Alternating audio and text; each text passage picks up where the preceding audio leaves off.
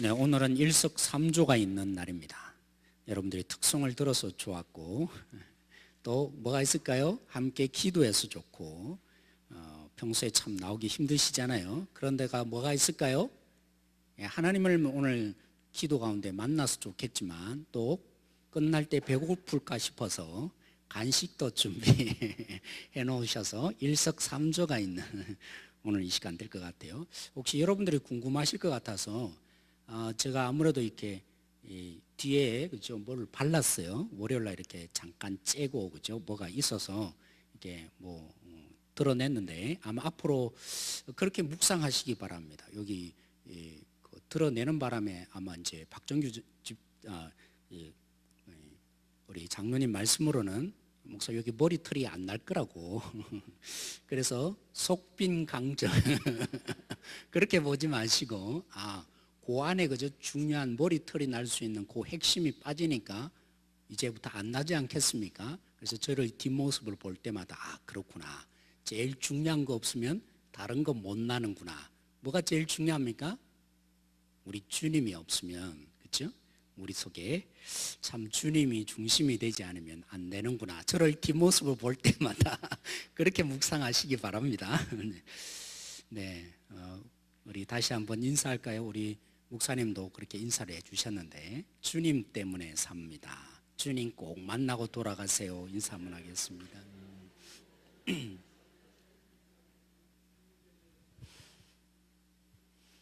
네, 요즘에는 워낙 그죠? 힘들고 어려운 삶을 어른들만 사는 게 아닌 것 같아요. 우리 아이들도 참 힘들게 사는 것 같습니다. 제 아이를 봐도 그렇고 얼마나 힘든지 참 그런 게 느껴져요. 어찌되었든 그냥 머리로 이해하는 어려운 게 아니고요. 그렇죠? 참 내 마음대로 안 되는구나.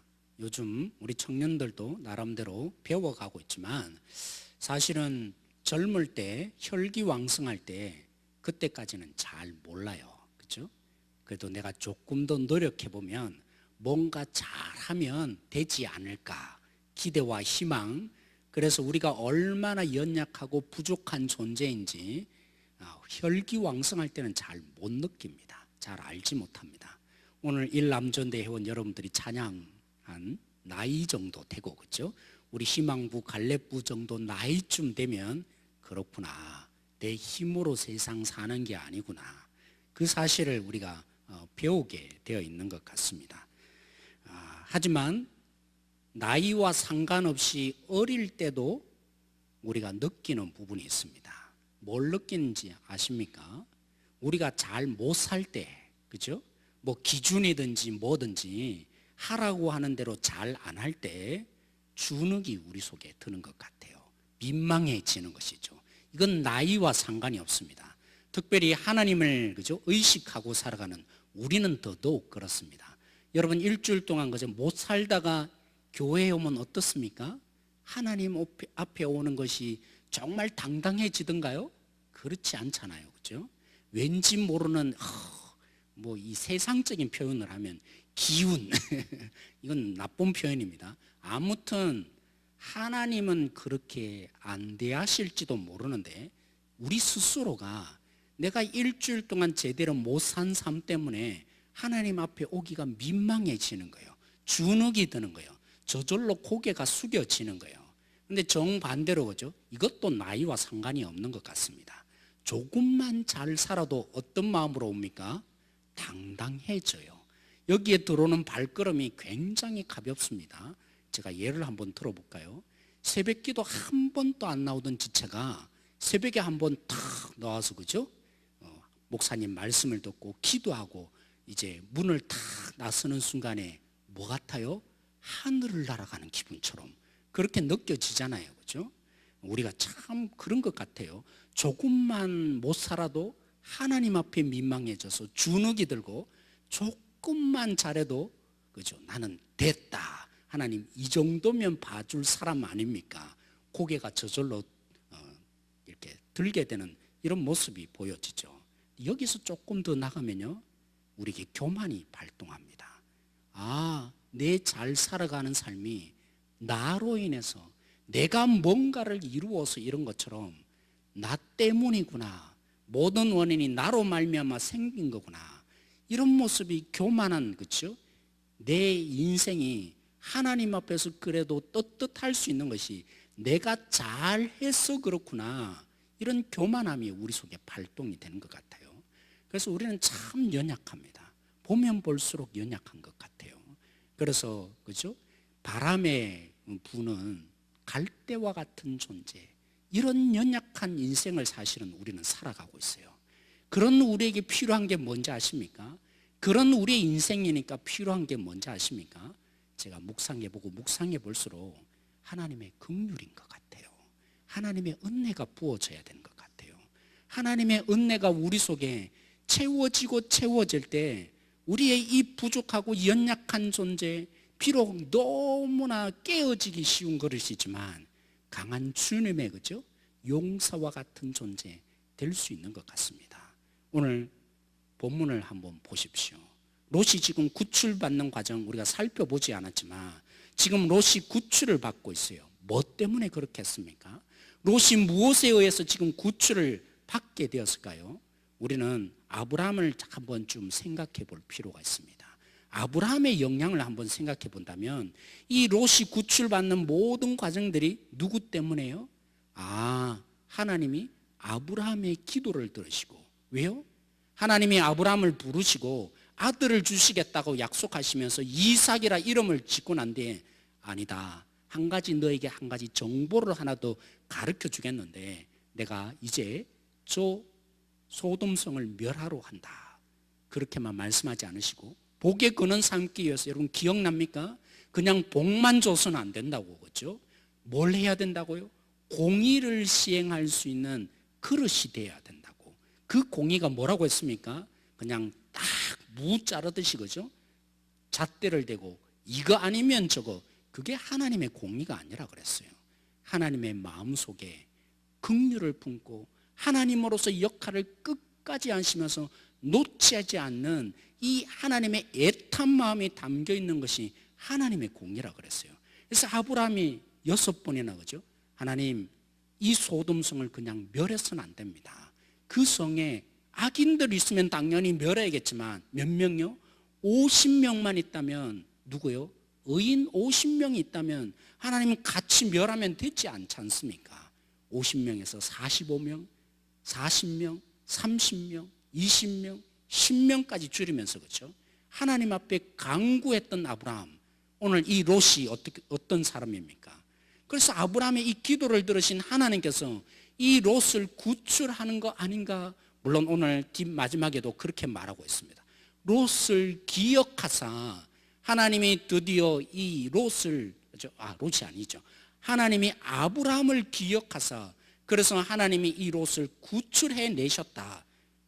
물론 겉으로 보면 그렇습니다. 사랑하는 성도 여러분, 겉으로 보면 롯이 정말 의인다워 보입니다. 멸망해서는 안 될 존재인 것처럼 보입니다.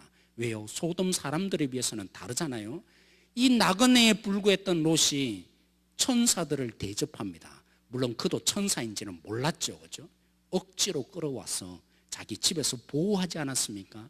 그들이 다 죽이려고 했을 때 심지어는 자기 목숨의 위태함을 무릅쓰고도 그를 살려주는 사람, 보호해주는 역할을 한 사람이 롯이었습니다. 악한 멸망해야 될 소돔 사람과는 근본적으로 다른 사람이 롯인 것이 분명합니다. 그래서 하나님, 의인을 악인과 멸해서는 안 됩니다. 이 아브라함의 중보 기도를 들으시고 의인 롯을 구출해 진 것처럼 겉으로 드러난 모습은 정말 그렇습니다. 심지어 롯이 어떻게 했습니까? 자기의 두 딸을 내어놓으면서, 그죠? 이 두 딸과 당신들이 관계를 맺고 성관계를 할지는 모르지만 내 집에 온 이 나그네들을 절대로 보내서는 안 된다고, 그 희생을 하면서까지 이들을 구출하려고 했던 롯이야말로 아브라함이 하나님께 그 공의를 가지고 기도한 대로 구출해야 될 당연한 사람인 것처럼 보여집니다. 오늘 이 본문을 보십시오. 롯이 진실로 구출받을 만한 사람이었던가요? 물론 그렇습니다. 네, 하나님께서 왜 이 롯을 구출해 주었다고 오늘 16절에 말하고 있습니까? 오늘 16절 마지막에 보면 여호와께서 그에게 뭐 하셨다고요? 자비를 더하셨다고요. 사랑하는 성도 여러분, 비록 하나님이 롯을 구출하기 위해서 재촉하고 있지만 하나님께서는 지금 해가 떠오르기 시작하면 이 소돔성을 이제 멸하려고 합니다. 그런데 롯이 어떻게 합니까? 주저주저 하고 있습니다. 떠나지 않고 있습니다. 지금 30분 정도만 지나면 해가 떠오르고 그래서 이 소돔성이 멸하여지는 상황인데 롯은 뭐 하고 있습니까? 멸하여진다고 함에도 불구하고 그 성을 떠나가고 있지 않습니다. 계속 주저하고 있습니다. 그래서 안 되니까 뭐 합니까? 천사가 아예 손을 끄집어서 그들을 그저 붙잡고 빨리 재촉해서 가기를 결단하고 있습니다. 뭐 하신 것입니까? 주저하고 있는 이 롯이 의인인 것처럼 보여지고 그래서 하나님께서 아브라함의 기도를 들어서 여기에 응답한 것처럼 보이지만 본질을 보면 그것보다도 더 큰 본질을 보면 롯이 무엇 때문에 구출되었습니까? 롯은 지금 잘못하면 30분을 그렇게 주저하고만 있다면 멸망당했을 것입니다. 하나님의 심판을 동일하게 받고야 말 그런 존재에 불과했을 것입니다. 계속적으로 주저하는 그에게 천사가 끄집어 가고 있습니다. 이 롯이 그죠? 하나님의 이 멸망 앞에서 두려워 떨고 있습니다. 만약 하나님의 이 진정한 자비를 알았다면 롯은 떨 수가 없는 거예요.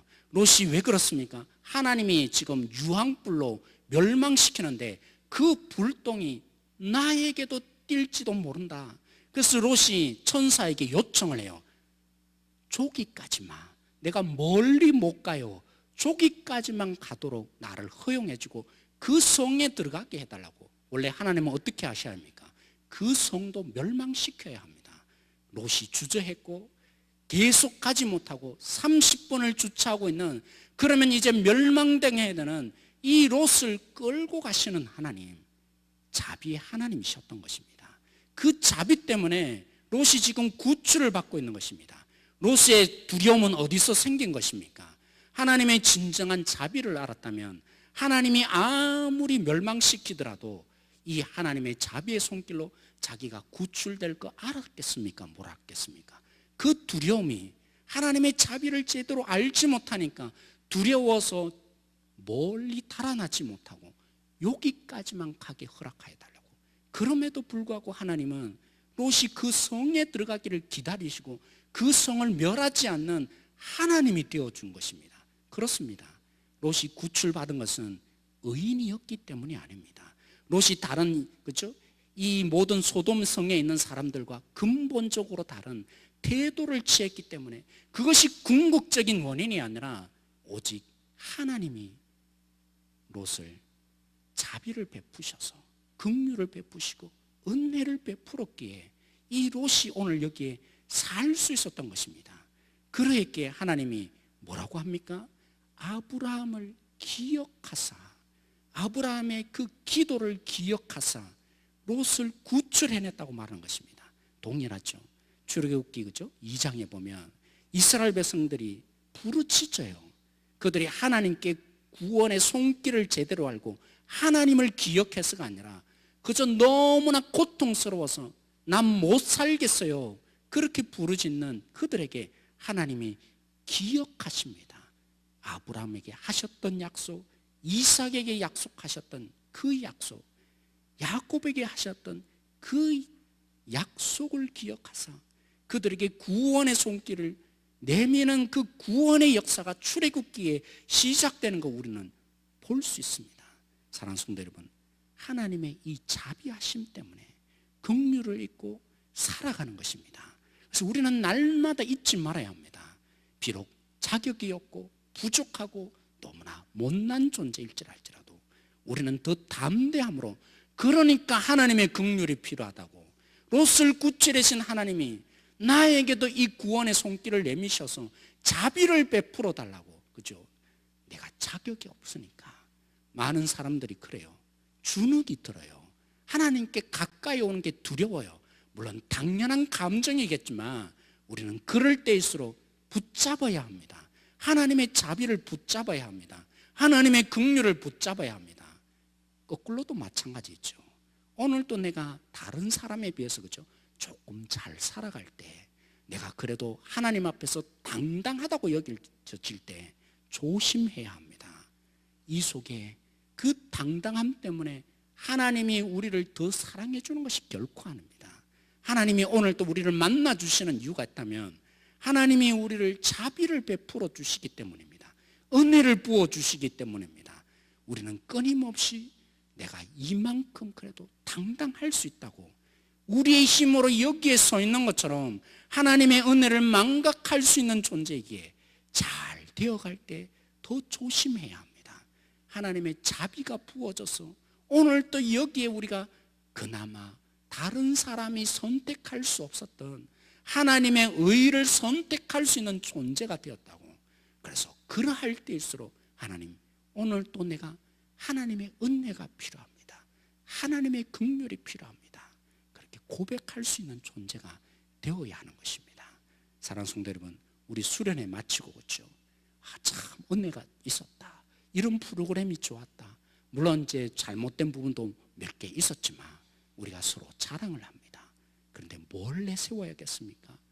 일이 끝마쳐졌을 때 항상 기억해야 되는 것이 있다면 하나님이 뭘 하셨는가를 헤아릴 줄 알아야 합니다. 하나님이 어떻게 역사하셨는지를 헤아릴 줄 알아야 합니다. 물론 우리의 이렇게 성공적인 우리의 수련회가 끝났다. 그것으로 끝나면요, 분명히 누군가는 섭해집니다. 누군가는 주눅이 듭니다. 왜요? 수련회 안 가신 분들은 어떤 마음이 들겠어요? 아, 나는 저들의 그룹과는 다른 사람이구나. 자기도 모르는 사이에, 그렇죠? 주눅이 들고 뭔가 다른 집단에 있는 것처럼 느껴집니다. 그러나 오늘 말씀처럼 하나님의 자비를 노래하고 하나님의 일하심을 노래할 때, 그 하나님을 궁극적으로 드러낼 때 그 속에 우리 모두는 하나님을 보게 될 것입니다. 하나님을 잊지 않게 될 것입니다. 사랑하는 성도 여러분, 오늘 이 자리에 우리도 그런 마음으로 서 있어야 할 것입니다. 우리 교회가 무엇을 시작하든지 어떤 행사를 진행하기 하든지 시작은 뭐여야 합니까? 하나님의 긍휼이 필요하다고, 하나님의 은혜가 필요하다고. 모든 일이 맞춰졌을 때도 마찬가지입니다. 무엇을 고백해야겠습니까? 무엇을 하나님 앞에서 내놓아야겠습니까? 하나님의 은혜가 아니고는 일어날 수 없었다고, 하나님의 긍휼이 아니고는 이 일이 맞춰질 수 없었다고. 오직 하나님을 보는 자리가 되어야 합니다. 우리도 마찬가지입니다. 우리의 인생의 시작이 무엇이어야 합니까? 때로는 우리가 새벽 기도를 붙잡고, 때로는 여러분들의 그렇죠, 아침을 시작할 때 큐티를 하든지 무엇을 하든지 그렇습니다. 하나님, 오늘도 하나님이 붙드는 인생이 되어야 내가 삽니다 고백함으로 시작해야 합니다. 그리고 잠들기 전에 우리는 주님을 기억해내야 합니다. 그 은혜로 사는 자임을 고백해내야 합니다. 사랑하는 성도 여러분, 하나님께서 그렇죠, 아브라함의 기도를 들으시고 그 긍휼의 하나님을 온전히 이 롯에게 끊임없이 농도 진하게 맛보게 해주었다면 우리에게는 누가 있습니까? 우리의 진정한 중보자가 되시는 예수님이 계십니다. 말할 수 없는 탄식으로 우리가 누구인지를 누구보다도 경험하신 예수님이 우리를 위해서 오늘 여기 가운데 기도해 주실 것입니다. 그 주님을 우리가 부여잡고 그 주님의 목소리에 귀를 기울이며 기도하십시다. 말할 수 없는 탄식으로 우리를 위해서 하나님을 깨우시는 성령님이 오늘 여기 가운데 계심을 우리가 믿고, 그 소리를 들으시는 하나님께서 우리 가운데 자비로 긍휼로 우리의 교회를, 우리 한 사람 한 사람, 우리 자신과 우리 가정을 붙들어 주실 줄 믿고, 그 하나님의 자비를 향해서 부르짖는 자리, 우리의 모든 기도가 그 하나님의 자비가 희망이 있음을 알고 하나님의 자비에 호소하는 이 시간 되어지기를 소망합니다. 오늘 이 마음을 품고 우리 함께 기도하여 나가길 소망합니다.